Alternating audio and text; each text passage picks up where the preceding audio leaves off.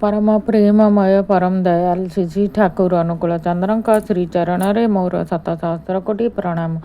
परम आराध्या जगज्जननी बड़माँ श्रीचरण मोर प्रणाम। परम पूज्यपाद बड़दा श्रीचरण मोर प्रणाम। पूज्यपाद आचार्य देवों श्रीचरण मोर प्रणाम। मोर यही वीडियो देखुथिबा अगणित इष्टप्राण गुरु भाई गुरु माँ मानू मोर अंतररू श्रद्धापूर्वक जय गुरु। मोर यही चैनल मु समस्त को श्रद्धार सह स्वागत जनाऊँ। आसतु शुणा परम पूज्यपाद श्री श्री आचार्य देवों कथा। जड़े माँ तांक झील को देखाई कहले खूब अभिमानी। श्री श्री आचार्य देव से ही झील प्रति लक्ष्य करी कहउचंती अभिमान तो दुर्बलता। तू टाण हेबाकु चाहू ना दुर्बल हेबाकु चाहू, झीलटी टाण। श्री श्री आचार्य देव ताहले अभिमान त्याग कर, सेटा तो दुर्बलता। माने मु कहा निकटरू किछि चाहूची से मते करी देउ नाही, सेथिरे अभिमान करिबा तो तोर दुर्बलता। दुर्बलता नुह कि मु तो मोर प्रयोजनटा आहरण करिनिए, तू कौन उपयुक्त नुह? तू कौन निजे खाई नेई पारिबु नाही? दरकार हेले 5 जनकू रोषेई करी खुआई पारिबु नाही। जदि क्षुधार्थ 5 जन आसंती, तू कौन सेमानंकू फुटाई भात रांधि देई पारिबु नाही?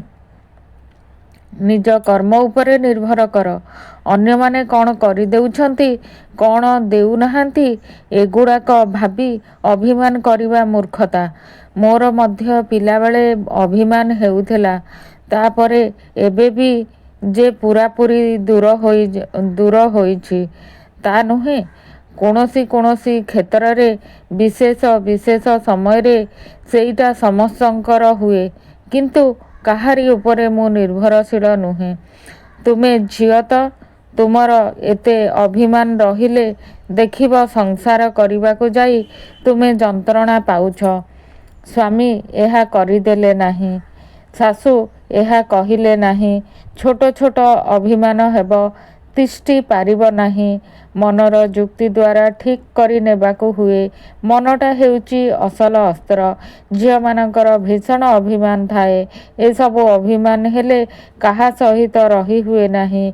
सासु परिवा काटिबा समय रे चिड़चिड़ हेले, ए समस्त परिवेशरू तो निजको मुक्त करिबाकु हेब, न हेले मु संतानर जननी हेबी किपरि, नुह कि? आउ जीवन रे गोटिए मनीष सहित चलिबा कष्टकर व्यापार। दुईटा मनीष एक संग रे रुहंती, एटा विराट मिराकल, अलौकिकता। विवाहटा तेणु मिराकल। रखी पारिले भल, न रखी पारिले तो गला। तेणु रहिबाकु हुए बुद्धि खटाई, काहींकिना दुईटा मनीषर शिक्षा, पारिवारिक संस्कार सबकिछि परीक्षा हुए गोटे विवाहरे। ठीक अछि। झीलटी कहूची, आज्ञा। श्री श्री आचार्य देव कहिले, तोर केते बयस होइची? 13। तेबे आउ टिके बड़ हुओ, सेतेबेले माँक सहित बंधु भଳି मिसिबु। माँकर सहित मन खोली कथा कहिबाकु हुए, बुझिचु? झीलटी खुशी होइगला। जीवनर चलापथर सुंदर दिग्दर्शन पाई श्री श्री आचार्य देवंकर एही कथाटी आपण मानकु किपरि लागिला?